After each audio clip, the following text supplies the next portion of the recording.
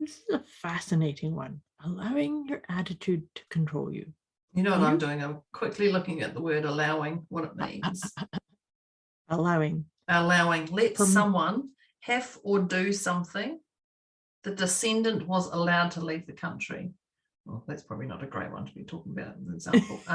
No. Give the necessary time or opportunity for. He stopped to allow his eyes to adjust. Give the necessary time or opportunity. Yeah. So it's like permitting, giving permission. Allowing. Let someone have or do something. Allowing. Yeah. Right? Don't you think it's being okay? Being okay, giving permission, saying yes to, saying okay to. So giving your attitude permission to control you. Debz is a stressologist. She will stretch your mindset to think bigger than you've ever thought before, with follow-through techniques that are realistic and achievable to blow any fear out of your mind. Moira is a mindset cultivator. She will help you align your personal trinity of self-trust, inner awareness, and self-confidence so that you discover and share your unique gifts and purpose. Together, their goal with these conversations is to share how our inclinations do not always work in our best interest and to provide the knowledge to leverage the gifts that already exist within each one of us. Their desire is to help you learn how to access the habits and behaviors that will lead to positive change and your best quality of life. Welcome to your deliciously motivated mindset.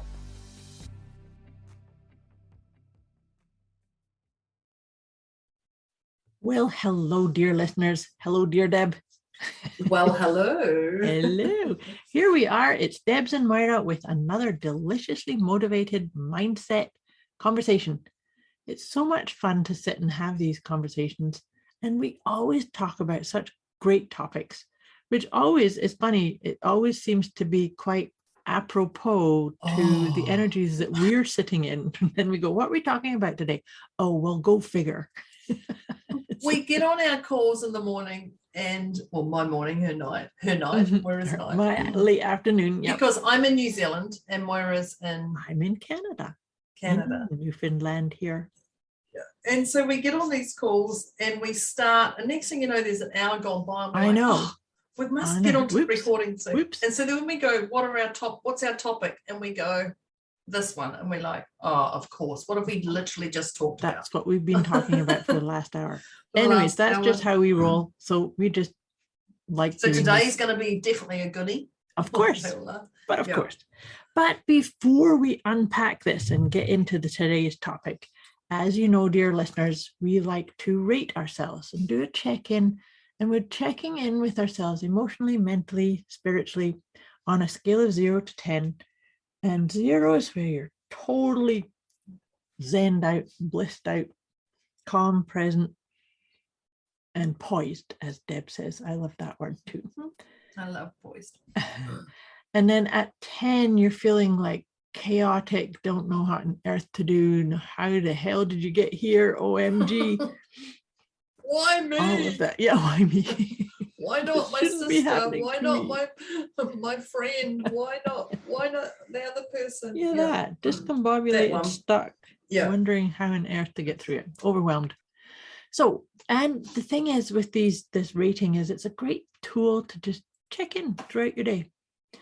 So what we like to do is to do this at the beginning of our conversation, and we encourage our listeners to just note the number down and then check in with yourself at the halftime mark and then again at the end.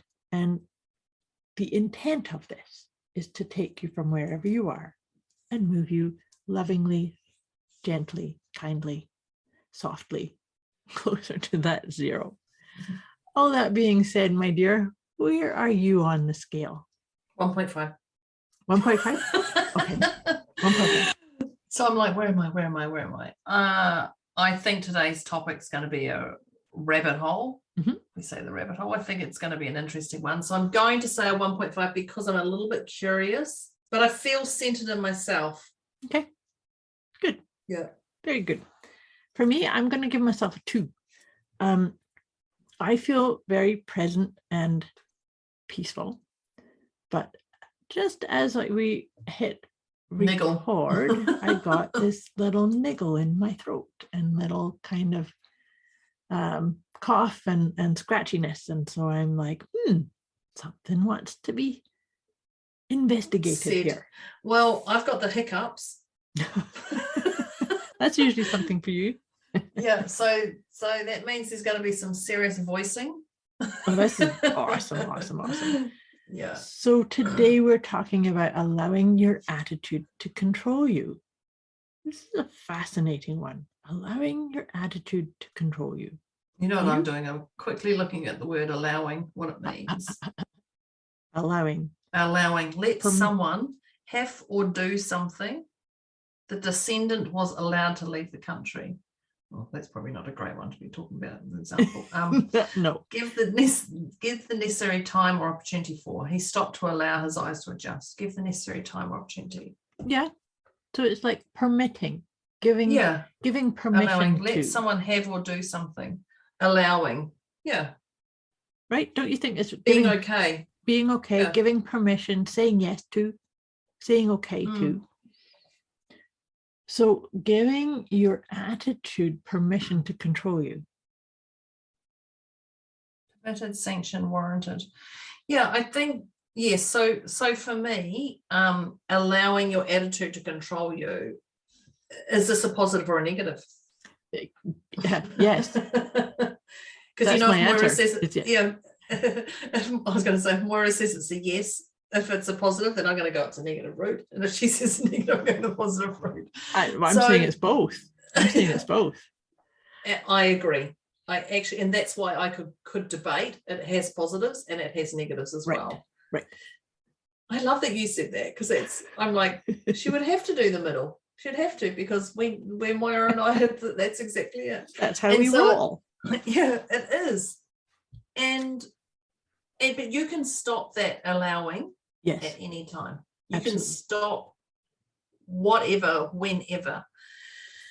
But don't you think that this is such a really important part? Because I love the fact that you just said, is it positive or negative? You were leaning right into the camera going, yes. Exactly. But you see, don't you think this is about calling us to be very present and aware of what is your attitude? Is it really your attitude, or is it an inherited attitude? I was just going to say someone else has thrown you the ball, you've attached it. Yeah. And that lint is stuck to your Velcro. Yeah. And then the other thing is, what is to control you? Is what's that? Say that what again. What is to control you? Yeah. So there's your ego mind, and then there's your soul. And your soul, to me, is always screaming for more, whether it's more nourishment, whether it's more education, whether it's just screaming more for experience, up-leveling. Yes. Yeah. And then the word attitude, to me, sits in that ego mind of ego or humble. And attitude, to me, is more ego, but also attitude could be humble in the right scenario. Right. And when I say in the right scenario, in the scenario that it molds into at that time. So it's there used to be a saying, be okay with not being okay, or what was that? Be okay. There was something. And that's part of that, allowing your attitude to control you. It's being okay with, is it be okay? Not, I don't know. Something like that. So it's basically like being okay with the unknown, right? Yeah. So it's a yes or a no. It's a positive or a negative. Yes. It's okay with whatever's happening. Yeah. But it's also about being, that's that whole piece from the meditation speak. We talk about being the observer and the observed, or the witness and the witnessed. Yeah. Right. So if you have an attitude that you're saying, oh, I have to pick that because, then, okay, so because what? Is it an attitude that serves you, that's aligned with your soul, that's aligned with your heart energy? Or and that's what I said a moment ago about, is it an attitude that sort of passed on from your family or from people around you, that you haven't stopped and said, wait a minute, is this mine? Is this my truth, or is this someone else's truth that I've just attached to because it worked for me at that time? Yeah, exactly. And if it did, that's great, but this is time for truth, because if it was something that you grabbed hold of because it suited that situation or that environment, that's fine. There's nothing wrong with that. Yeah, and I think that's going back to the stories, because how often do you walk away from something, you go, oh, if only I'd said that, or if only I'd done that. And so, and you go, back in the day, I wouldn't have allowed that, but I allow it now. Right. I think that's all part of that, allowing your attitude to control you, is because back in the day, you were a different person. That's right. Back in the day, say 10 years ago, you've had a lot of life experiences over the next 10 years that you have won and lost from. Right. And so you are no longer that person back in the day. Right. You are this person here. So when you walk away from something, you go, oh, back in the day, I would have said this, this, and this, or I should have said that like that one time. Like you have to let that go. Absolutely. And those are actually attitudes, aren't they? Those are attitudes, those are beliefs, as opposed to allowing your attitude to control you. Is that you abdicating responsibility for the here and now?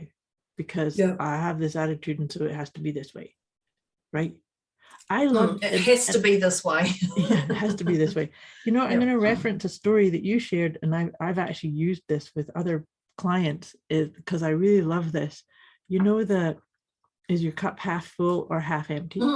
And you said, it doesn't matter. It doesn't matter if it's half empty or half full, because if it goes down, I can go refill it. Yeah. Isn't that so simple? It's so simple. Isn't that? So that's the positive spin on the attitude controlling me, right? It's like, it doesn't matter. It doesn't matter if it's this way or this way, because I am the boss of me. I can flow with whatever situation I'm in, and I can deal with it. So I am resilient. When I'm ready. When I'm ready. When I choose to. Right. Yeah. Yeah. When I choose to. When I choose to, not when someone else tells me to do whatever. That I should do something. Yeah. Oh my God, that word should. Yeah. Just go to those phone calls and, it should work. No, I'm paying you something. I'm not gonna no, I should pay you this and it should work. I pay you this and it will work. That's right. And yes, my attitude comes in there. You say the word should around me, and I have an attitude. Yep. But I think we've talked about there's definitely positive and negative aspects in allowing your attitude to control you, and you can bring out the vixen in you, if you call it the vixen or anything, if it means you're going to be protected in that space and time.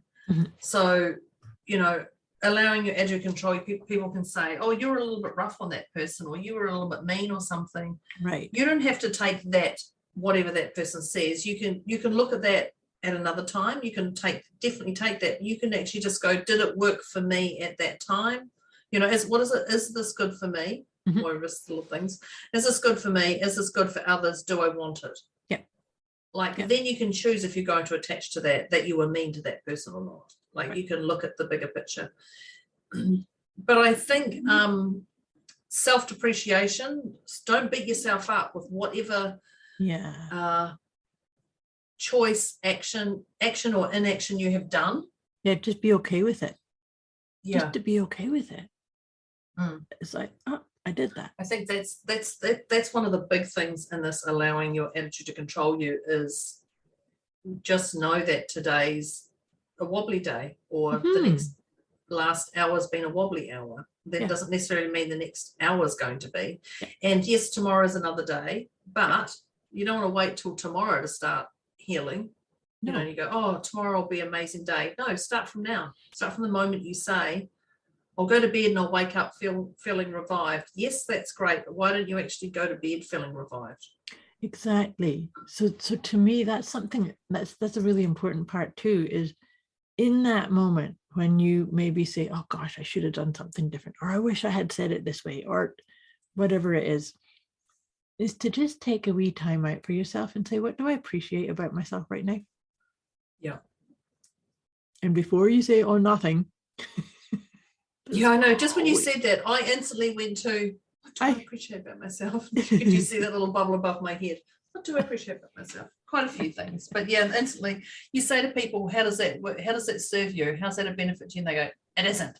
Instantly, it isn't. Yeah. It's like, okay, now let's just ask it. It isn't. About the third time around, they're like, oh my God, she's still going to ask that same question. I need to find an answer. Yeah.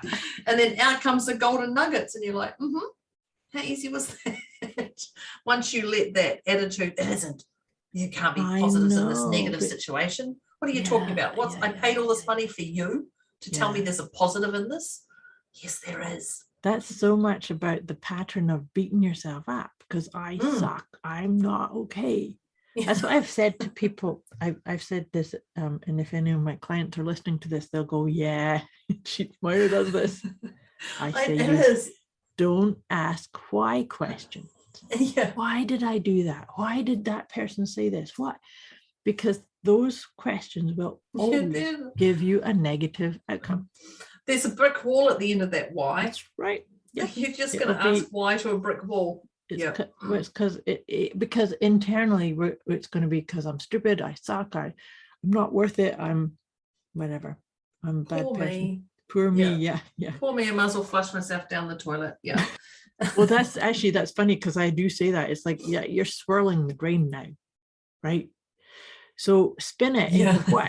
What is this attitude doing for me? Yeah. What is this attitude providing me? And to your point about what's it giving you? And it's so funny, isn't it? People will get angry with you when you say that. What do you mean what's giving it to me? What's it giving it to me? You know, if you're talking about an addiction, what's the gift of that? Yeah. So how's that serving your world? What do you mean it's not? It's not. It's very, like, I just know whenever I get the new client, and I say to them, what's the blessings in that, or what's the gratitude, or how's it uplifting your life? It's all the same question, just asked differently. And they go, there isn't. And it comes out with such vengeance that I'm sure they're spitting swords at me. And at that time they're like, I've signed up for 16 hours of this weird woman who is just going to know it. And I'm like, okay, so how is this up-leveling your world? It's not. How's this benefiting you? It's not. Would you stop asking that question? I know you're asking it a different way. You're right, I am. So we're going to keep going, and you're going to continue to pay until we get at least one. And then they're just like, all right, I'll think differently. You did sign up to think differently, didn't you? That's the whole point of it.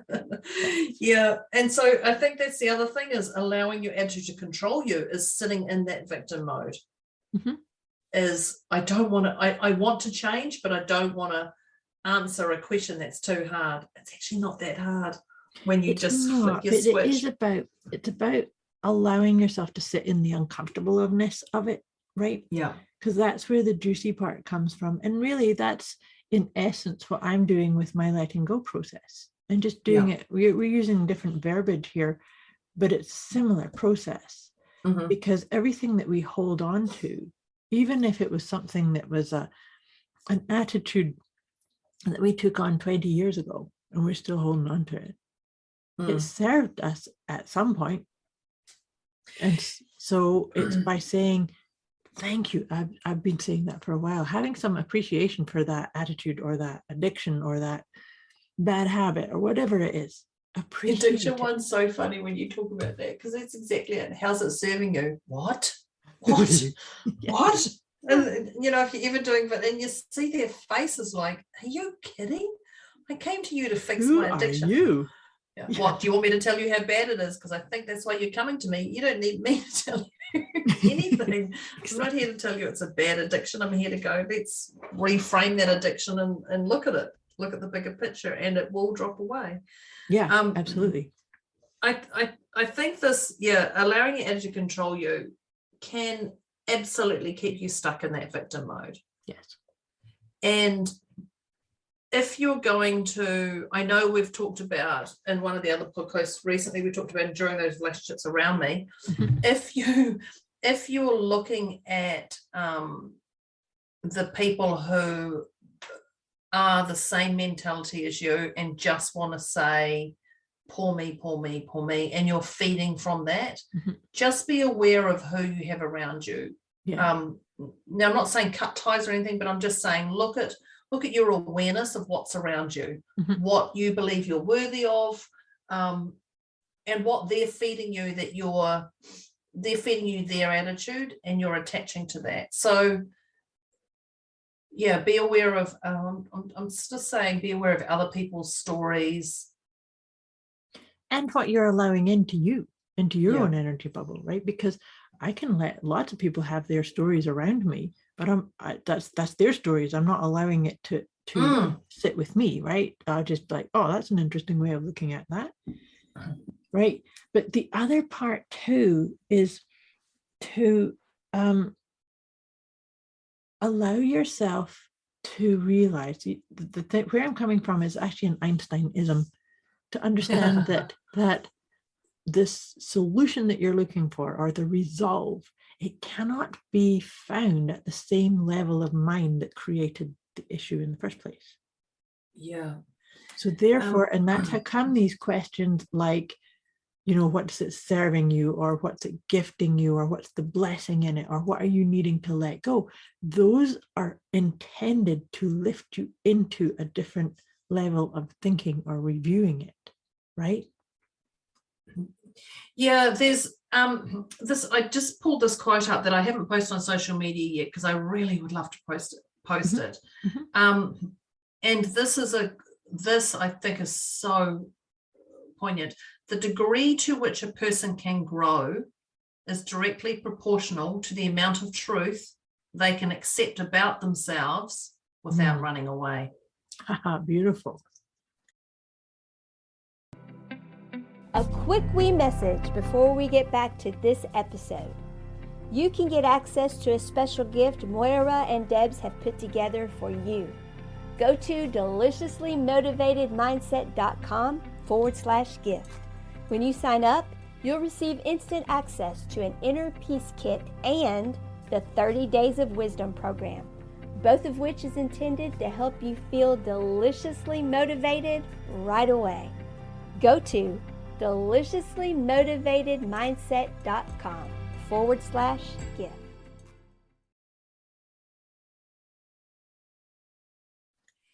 And very appropriate, yes.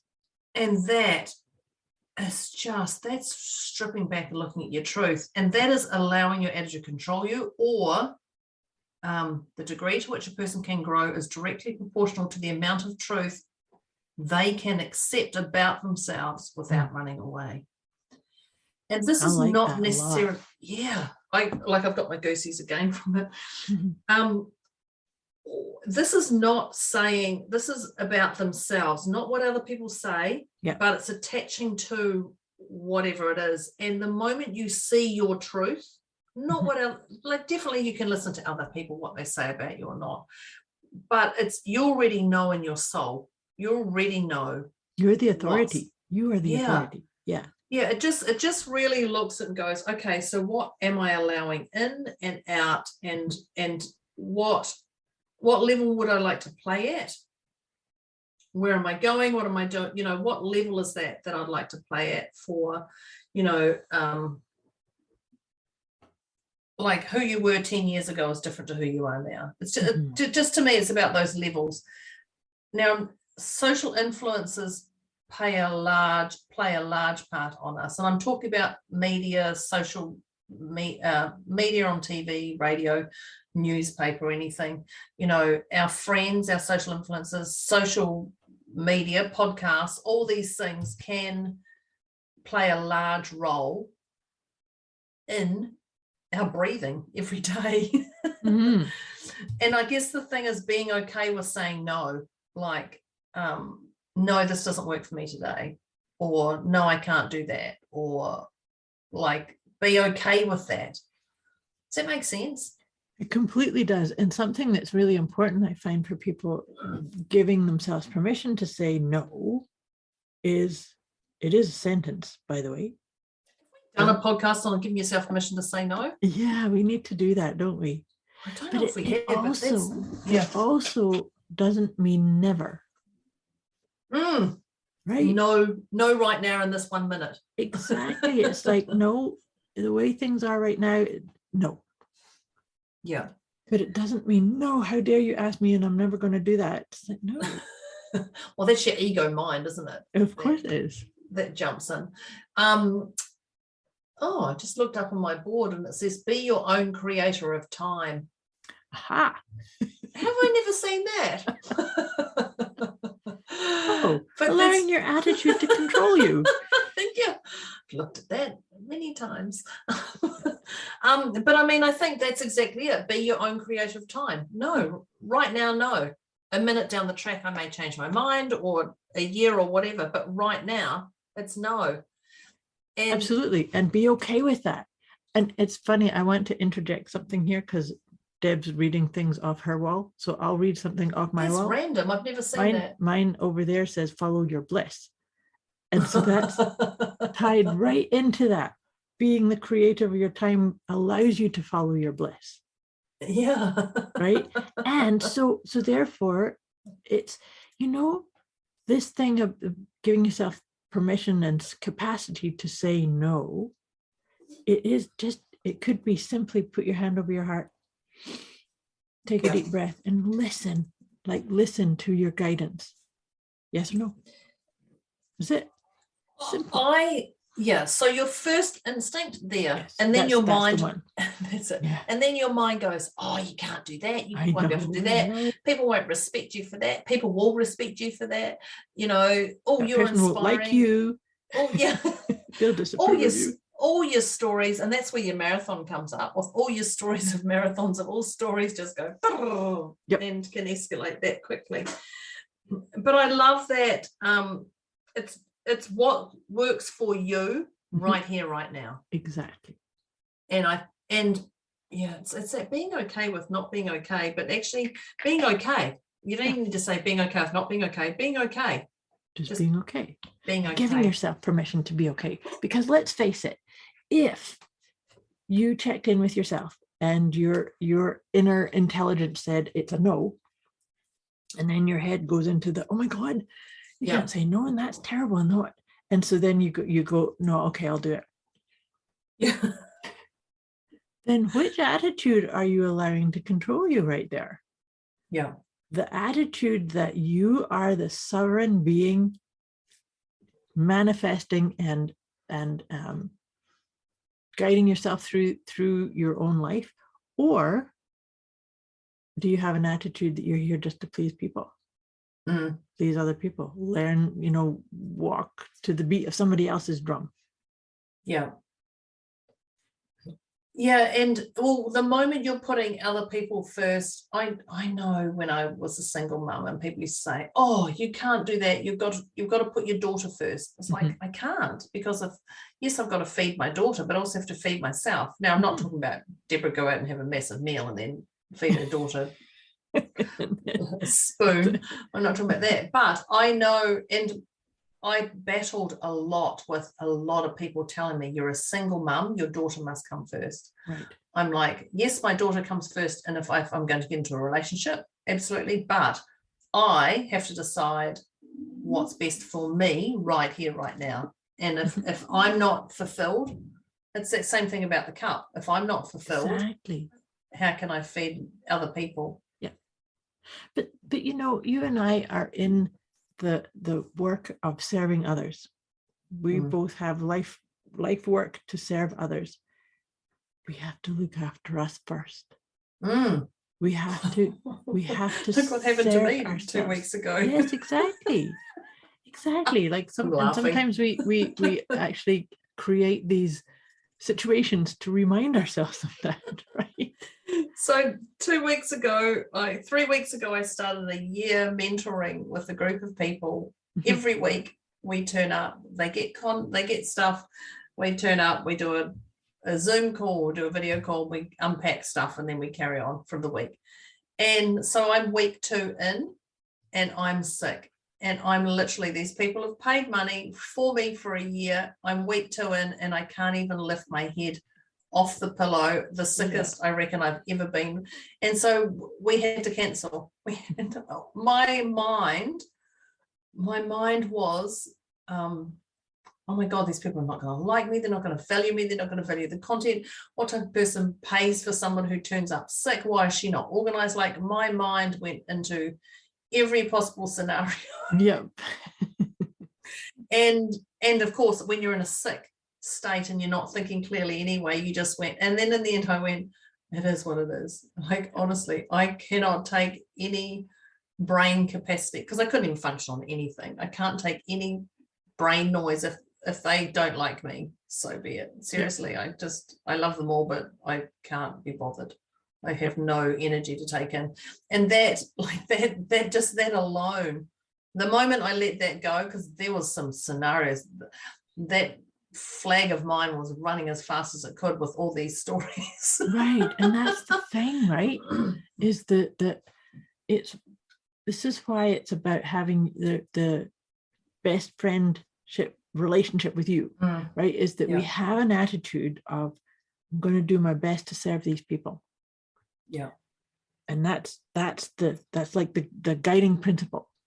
But then when we get the allowing ourselves to have all the stories and the, oh my God, and the I know, I go through those things too. But the key piece is that, and that was my point about this, is that we need to honor our own needs first in order to be the best service providers that we can be. Yeah. And when she says that, she means that. Mm-hmm. She does. Well, I mean, one of the people actually said to me, they messaged me, and I said, look, this is where I'm at, but I'll get on the call. And the person said, I'm going to message everybody in the group and tell them not to turn up. Cool. I was like, don't do that. And I nearly said, don't do that. And then I was like, okay, I'm just going to cancel it. It was like, but I just needed that extra permission to say, yeah. You know, in my mind, I couldn't make any decision. I couldn't make any decision of where I was at. But it's just a beautiful reminder. So when Moira says that, she means that. Like, it's so important. And you know, something else that just occurred to me. Let's say that you did listen to that dialogue in your head and you did go on that call and just kind of, you know, half-ass it through and not give very good content because you were out of it. You would have prolonged that experience of whatever it was you're feeling so much longer than, because what you really needed was all of your attention and focus on getting through what you were getting through. Well, I know a 2-hour Zoom call or 90-minute Zoom call would have taken me back another full day of healing. Minimum. Minimum might have even been more. Because, right? and I did visualize myself doing the Zoom call just with me lying with my head down on the glass table, cooling down. Like, I did visualize it. But that's exactly it. It just would have prolonged everything. So that was definitely my attitude. My attitude was like allowing your attitude to control you. My attitude was like, I must show up. Right. I must stay present for this. I must answer their questions. Now, like, I know if I had have possibly would have gone off on, there would have been off-camera Deborah. So had my hot flush and all my clothes would have come off. You know, there would have been, but I know, like, and it would have been gobbledygook conversation. They would not have got, they probably would have got 2% out of me. Like, I know that, but my attitude was like, I can't let them be. I can't, you know, they've signed this, they've agreed with this, you know, I'm 2 weeks in, what a horrible thing, you know, they don't even know me. You know, I had all these scenarios, but my attitude was, I must do this, I must do this. And I couldn't think clearly, but it was that one person who just said, I'm going to message everybody and say, don't turn up. No, that was an excellent gift, and you really needed that. And as soon as I heard that, I went, okay, done. Done. I'm cancelling. Like, done. I'm cancelling it. Then they actually proceeded to tell me they'd already started talking to people. messaging people anyway. Well, minx, what type of people am I mentoring for the next year? Gosh, No, if but they're you that see, strong the now, thing, they're going to the be thing amazing is that after a year. because then it's was only one session that was impacted, whereas it could have been two, if you think about it. If not more, If not more, yeah. Yeah. So it's a gift to them and you, right? Yeah, so that was just totally an example of allowing your attitude to control you. My attitude was, I must show up for this. I must do this. I must. I have to. I've got to. Yeah. There was no should in there. I have to. It was a desperate need for that's everybody. How come it's so important to really be unpacking the attitudes or the knee-jerk reactions of like, I have to, or I must, or I should. It's like, wait, is that based on a story that's really the truth? Or have I inherited something, or am I allowing an outmoded pattern to still run the show here? Yeah. Right. Yeah, and it's for me, it was beautiful because I mean, I was very transparent with all those people. Like I said, literally, this is where I'm at. If you want a photo, I'll show you. But I wasn't going to. But you know, if you want a photo, I'll show you. But this is where I'm at. And they were just so accommodating because I had let it go. You know, you've got an amazing letting go process. But I mean, I literally had let it go to go, look, if people cancel for their year mentoring, I surrender, yeah, completely. Yeah. And that is somebody who has a lot of the tools. I have all those tools, but my brain was sitting in that. So sometimes you do, the key is to give yourself permission, but sometimes hearing someone else give you permission just goes, oh, okay. Because if you do have a clouded head, mind, you know, if you do have a clouded mind and you can't think clearly or see clearly, then that's okay. Yep. And that's when it's actually almost like you attract the somebody else to do it because you don't have the clarity of mind at that point. Yeah, absolutely. It's like your guide said, well, you're not hearing it from yourself, so we need to bring in an outside source that you will hear it. Yeah. And surprising, I don't have a strong relationship with this person who called me on it. It was just somebody new, and I went, yeah, whatever. But I think we can definitely control things. But if it just, you know, my suggestion is don't put a time frame on. Don't go, okay, well, I don't know about this. I'm going to make a decision tomorrow. Just be okay with your flexibility of your time frames. We can control things to a degree. I think that we have a propensity to over control, though, and so that over control that we want to surrender. Yes. There's definitely the over control. I don't over control. No, neither do I. Micromanaging, not at all. Never. I don't know what that was all about. Yeah, definitely. So, what an interesting conversation, Moira. What? Like I said, just before we sign off, is there anything allowing your attitude to control you? Any tips that you'd like that we haven't or we've brushed over? I think the main thing is, and we did bring it up, is to just check in. Is this attitude serving you? Is it resonating with the environment, the situation with you here? Is it appropriate and right? And don't shame yourself if it's an attitude that's outdated or inherited. It's just to have that awareness, right? And then acknowledging, the other thing, you know, Debz often talked about words that she doesn't like so much. Oh God, here it comes. Control is one for me. Oh. Because control is no, I am a co-creator. Always remember we're co-creators. It can't just be us in control. So that's why letting go and surrender are both extremely powerful catalysts for up-leveling and connecting with your soul too, right? Yeah. I have nothing to sign off on. I think that's beautiful. I think it's a lovely way to sign off on. Awesome. So, our numbers. So thank you, Moira, for that.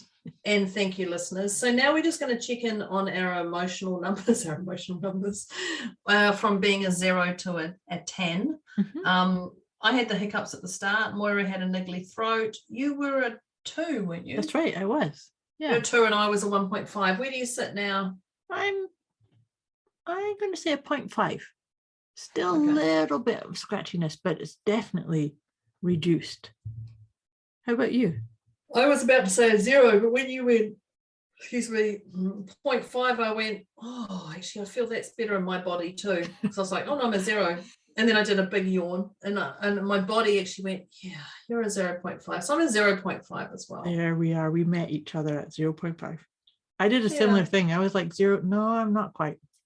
0.5. Yeah, and so that's so beautiful. And so that's allowing your energy to control you. It's like actually trusting your inner wisdom. Yes. And going, where am I really? Where am I really? What's the truth here? Yes. So let us know, our lovely humans. Thank you where you're at. How did you shift? What tips you loved?